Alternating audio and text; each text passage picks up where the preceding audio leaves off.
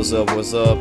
This is Soapy Boy, coming at you with the first episode of Kid with a Cassette, the show where we take a dive into the minds of musicians, influencers, and people that are making a social difference to this world.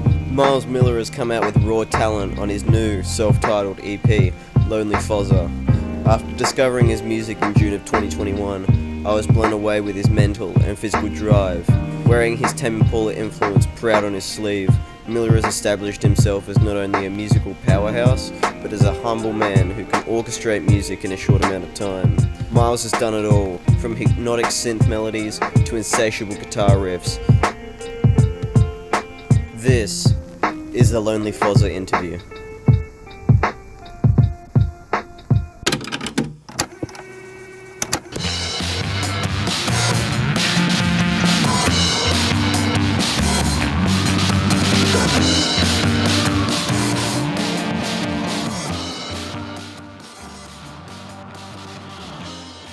Awesome, Miles. Thank you for coming on the show. Yeah, what's up?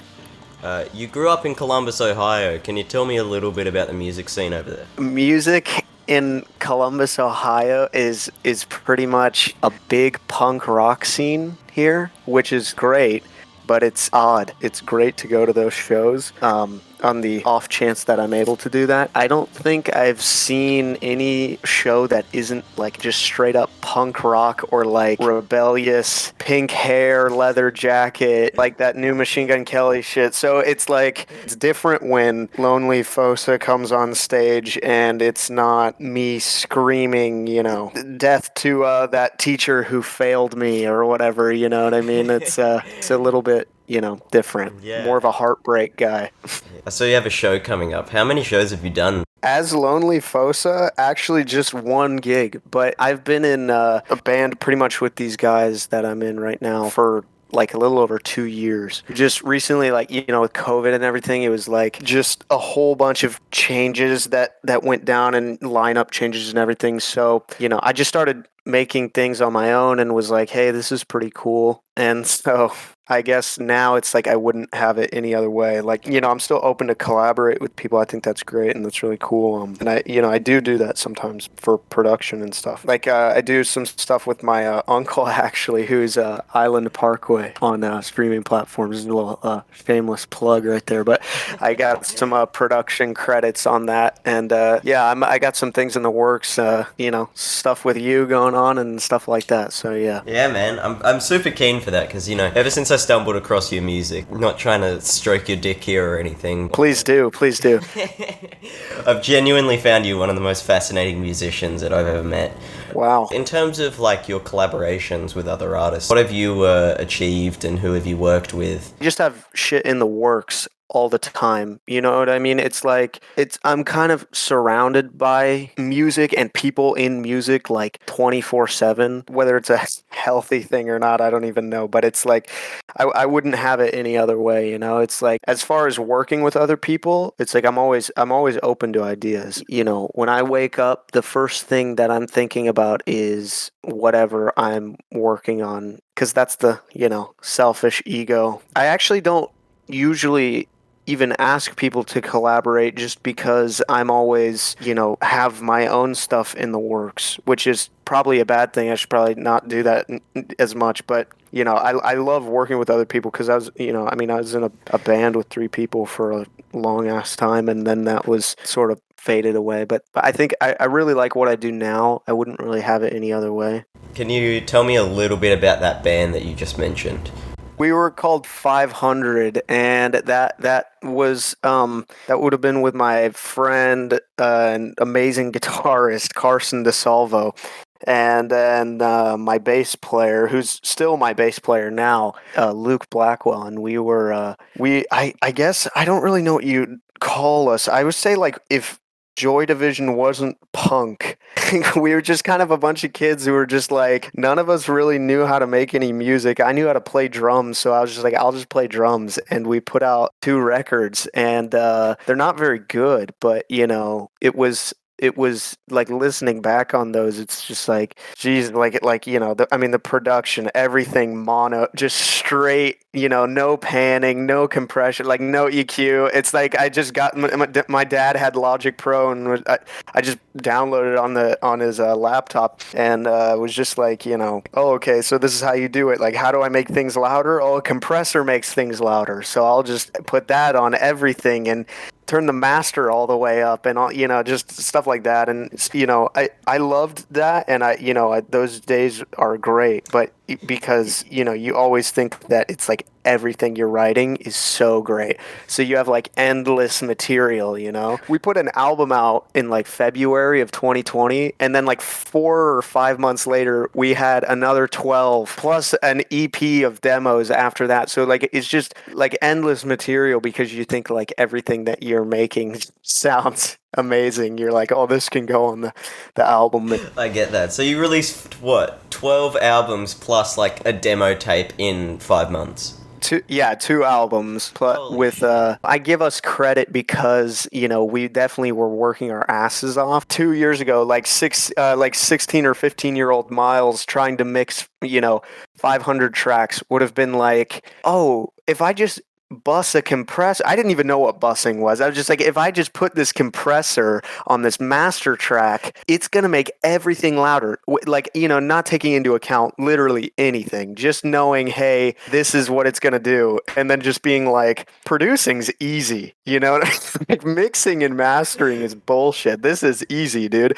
When in reality, it's like you have a little bit more clarity now, because you listen to it. Sometimes it's like, well, yeah, you put out 2 albums, but were they dog shit, or or were they worth listening to? So yeah. I mean, you're obviously inspired by Tame Impala with your music. So I think like every white boy ever, I heard The Less I Know the Better, and I thought it was the coolest thing ever. And a funny story actually is I was in my car, and I was working at this bagel place, and I had just got out, and I think I heard the song on like probably TikTok, let's be honest. I looked up the song, and I went to his profile, and I saw that it was just him, and like in the profile picture, and I was like, what the hell is this? I was like, where's the rest of the people? I'm like, this guy's ego has to be giant. And then I didn't even realize that it was just one person. I went back home, and it actually took me a little bit to get into his music. Not that I didn't like it at first, but I just wasn't listening to it a whole bunch. But I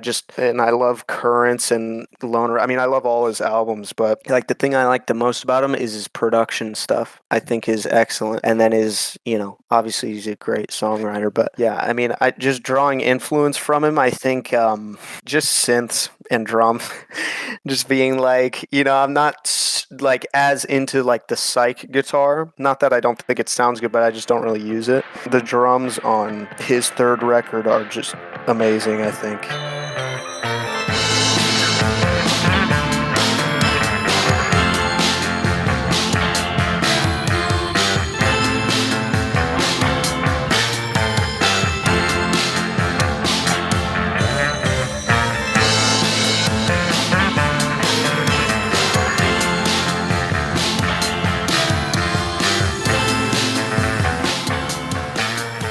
But yeah, sort of going off that, man, I listened to your new project, obviously. I woke up super early when it came out. When I listened to Sleeping Pills, I sort of saw Sleeping Pills as your, like, let it happen, particularly with the second half of the guitar riff where that comes in. Can you tell me about sort of the creative process with that project and sort of... Well, here's what I can say is Separate Ways and Lonely Afternoon were actually originally the same song.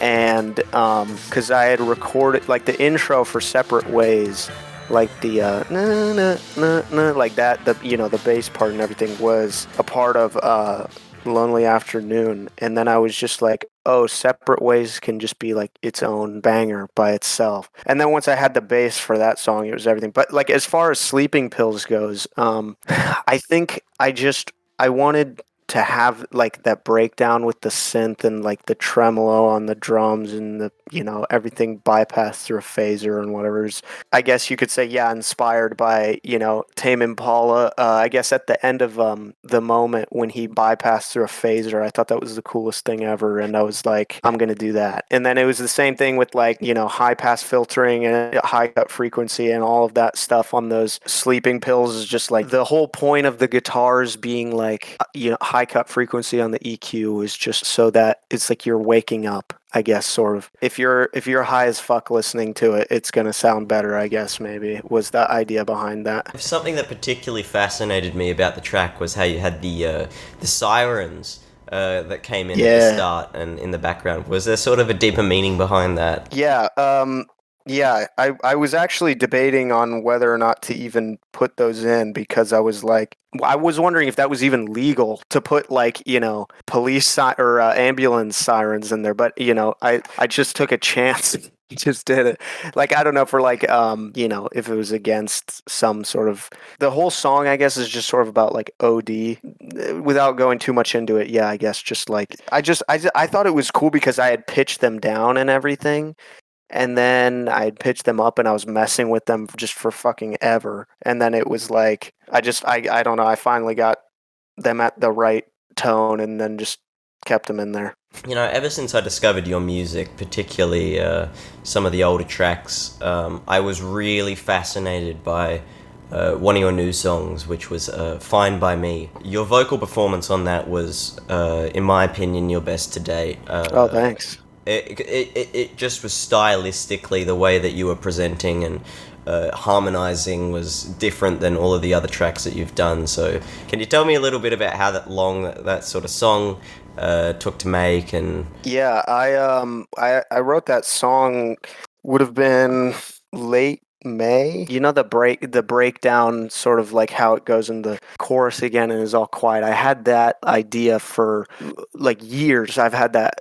I wanted to use a riff like that, but I think it was in a different key or whatever. So yeah, as far as the vocals go, I was going sort of for like a Radiohead like high and dry feel for that song. How it was like pretty much acoustic and everything, but when you mess around in a DAW long enough, you eventually are like, acoustic guitar is fucking boring. Like, let me add a bunch of effects on all these other things, like in the second verse or whatever, where everything is just going through a ring shifter. And I was like, oh, that's cool.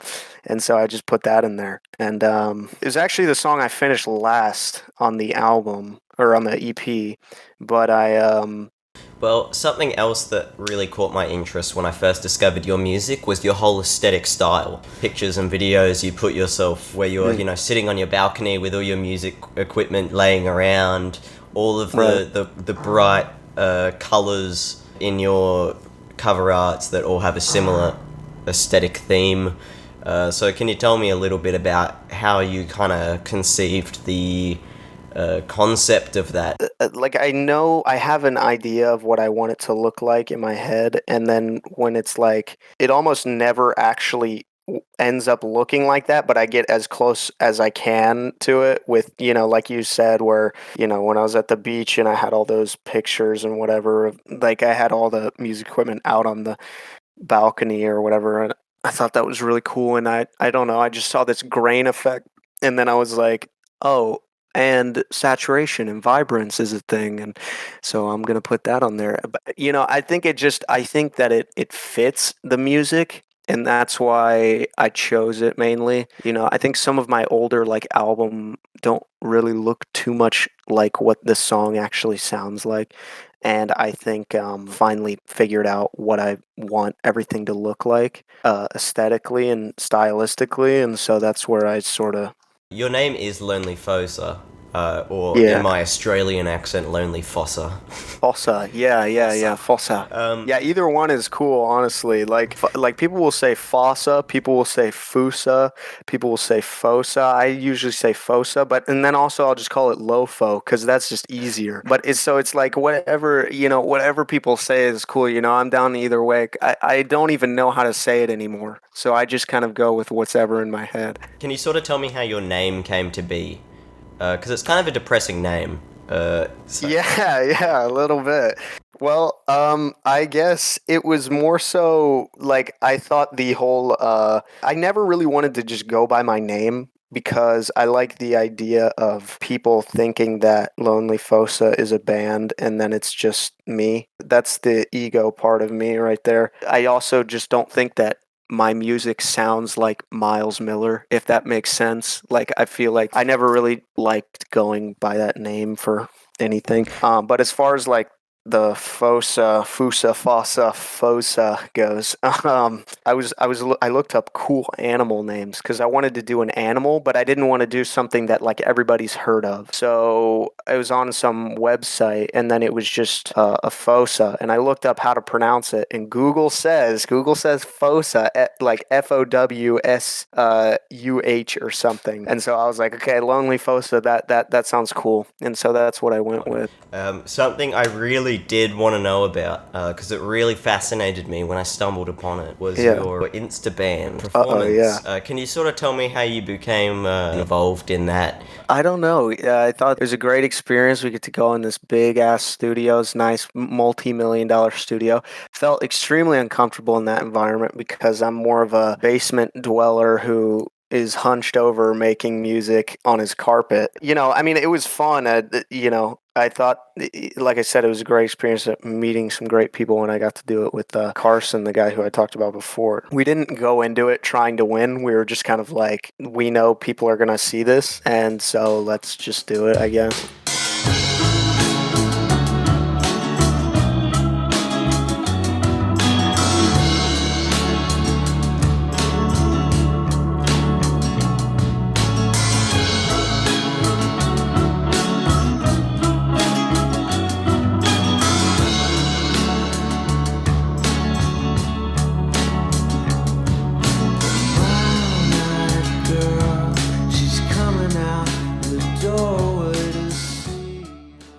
One thing I did notice with your music is it's like becoming progressively more vibrant as time is going on. So something like Grey Robotic Love, Yeah. Do you have any kind of stylistic changes that you're looking to?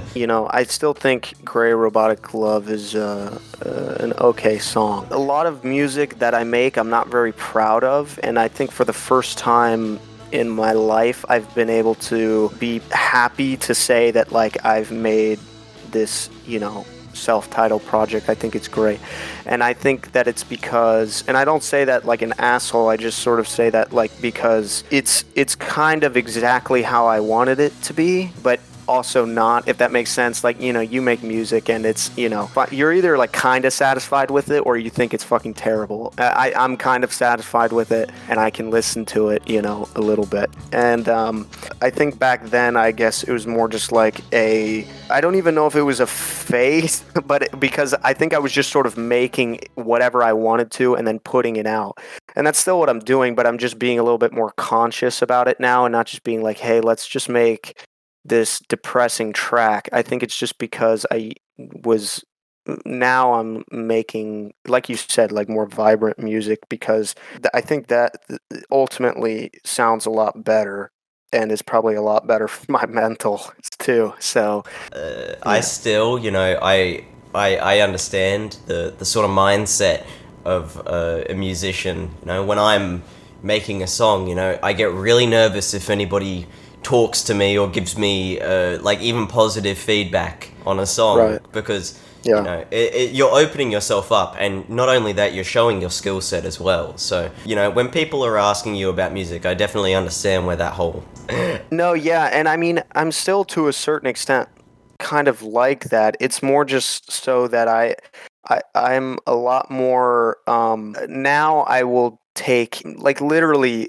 days to, like, I will get the take that I want on the recording. Back then it was sort of just like, oh, I got an okay take here, let's just use it. So I would say I was a bit more perfectionist because I'm not really, but it's just like tell myself like, hey, do you want this to sound good or do you want it to fucking sound like shit? If you could collaborate with one or multiple musicians, who would be the ideal person that you feel Lonely Fossa would fit? Oh, I probably nobody, but I would say somebody who I would want to collaborate with. There's a bunch of people, obviously, but I think Mozart is probably up there. Mozart seemed like he'd be a pretty great guy to talk to. He'd probably just tell me everything sounded like shit, and that here's the better way to do it. Basically, like he'd just write the song, and I'd just be able to put like a synth on it, maybe, or something, which would be great. That would be a sick album, just a Mozart fucking rendition, but you just layer synths over it. I think you've just opened up a new can of worms there, my friend. Yeah, for sure. I would have loved to meet that guy. But yeah, so Mozart's definitely up there. But stylistically, I'm not sure who I'd really get along with, because I'm not sure that I don't even really know, to be honest. It's not that, like, I don't really know, but definitely, yeah. Also, Mac DeMarco seems like a pretty cool guy. Yeah, I noticed that your sort of guitar sound on Fine By Me was sort of inspired by Mac DeMarco. Yeah, I love Mac DeMarco. Out of all the songs you've released, including with your aforementioned band, what would you consider your prized gem? Separate Ways, without a doubt. I think that song and Different One, I think that I'll look back probably in fucking like a year, 2 years, and just be like, that's really where I was at that time. Because I even do that now with like old 500 stuff, or even like stuff I put out, like, Private Lie. If I listen to that, rarely, but if I do, I'm like, damn, like that's sort of the headspace, I guess, that I was in. Or like just hearing lyrics, because I don't really bullshit lyrics. It's important for me to say what I'm actually feeling, and that's how I get it out, And so I think that I'll listen to lyrics, and I'll almost like be like, holy shit, like I still feel that way, or I don't feel that way at all anymore, or stuff like that. And I think that Separate Ways and Different One are songs that musically am I proud of, for that bass, dude. I love the bass on that song. That is an But awesome bass. yeah, it is a great bass. That's the only thing I think I'll brag about ever.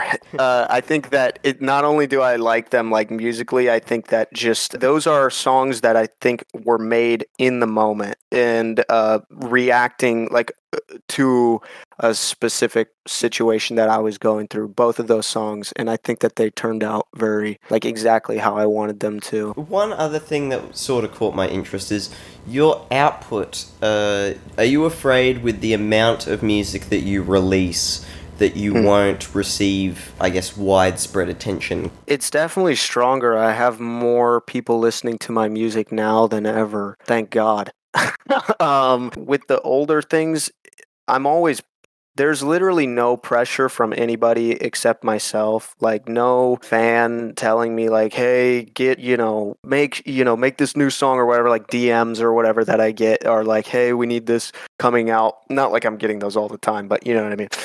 That literally has zero effect on me compared to what I put on myself, especially back around in October or whatever last year, where it was like when I started the project and putting stuff out, it was like I need to be putting music out all the time because that's how people are going to listen to it. So sort of disregarding the fact that it might be garbage, putting things out. It's like making the EP. I have a very specific vision I wanted with that, and I think before I didn't have really any vision at all for what I wanted Lonely Fossa to sound like. I just thought maybe those tracks were cool, but these are like it's different now. It's different. Something that we briefly tackled, but I want to get a little bit more in depth with. How do you curate music? So in terms of when you wake up, as you said, you're thinking of melodies and riffs and shit like that. So when you sit down to record, what is your process? Well, I'm working on an album right now, and surprisingly enough, I think ever since Separate Ways and Lonely Afternoon. Well, honestly, like all the tracks on the EP, I guess is sort of when I was like sort of getting into like, damn, like bass is really great. And then surprisingly enough, 2 songs from this album that I'm making right now, 2 songs started on bass, which is like something I would never ever do because every time I've ever tried to do that, the song sounded terrible. But I've started to make it work, and bass is slowly becoming like the most important thing in the song. Like it is, but it isn't. You know what I mean? Because it's like it's either a main part or it's not really there at all. It's funny because I'm not actually like I don't really play bass. You know, like I just will fuck around on a bass for a long ass time and then be like, oh, that sounds good. I started playing drums first. That was the thing that I picked up first, 15 years ago or whatever. I didn't even start playing guitar until like 3 years ago or something, like 2, 3 years ago. So I was like, we'll write songs on guitar or piano, and then everything else comes second. But I know exactly what I want the drums to sound like as soon as I have the melodies. It rarely ever starts with drums. I guess sort of a tangent off that question is, what is your perspective on like analog recording? So it used to be analog, but like back when I was with 500 and stuff.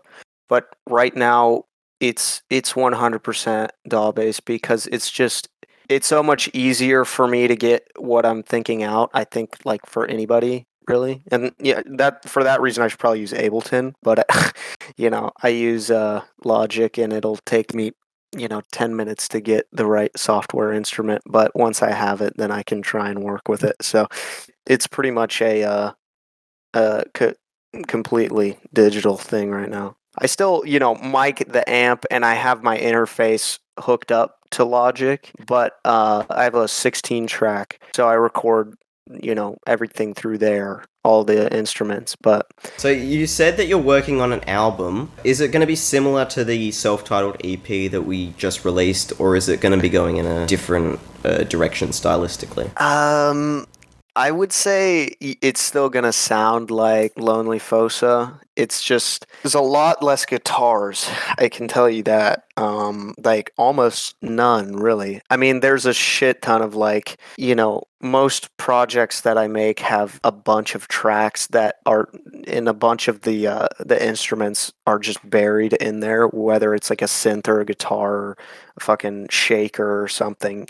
There's a lot of like little guitar tracks that are just buried in the mix on the album that I'm making, but I would say that will definitely be the biggest difference. That, and also like the bass drum is gonna be real pumping in your fucking face. So, because I've finally got that sounding how I want it to for the stuff that I'm making. You clearly have a lot of talent. So when did you pick up your first instrument, and how has that slowly adapted to what we now perceive as Lonely Fossa? It definitely would have been drums. That's what I've played my entire life, really. I did take drum lessons. But I probably picked up drums when I was like 4 or 5 or somewhere around that. Guitar, I started playing like 2.5 years ago.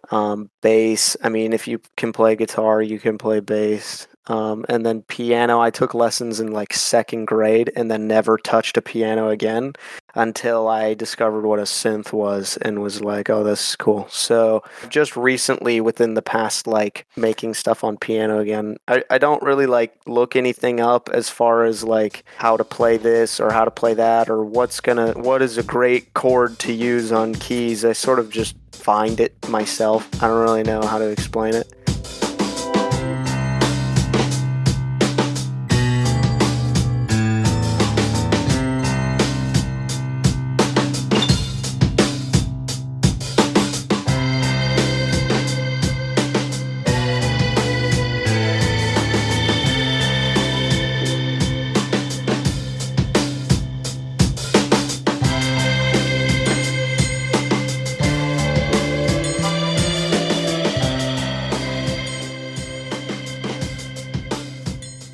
Thank you, Miles, for coming on the show dude. and being our first guest. Yeah, that's crazy. Hopefully we get to work on some music on the side sometime soon. Yeah, for sure. Definitely. Thanks for having me.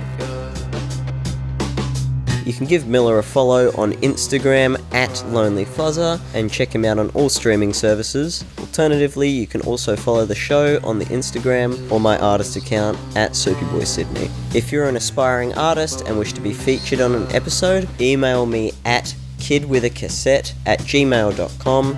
Thank you, Miller, for coming on the show. Thanks for listening.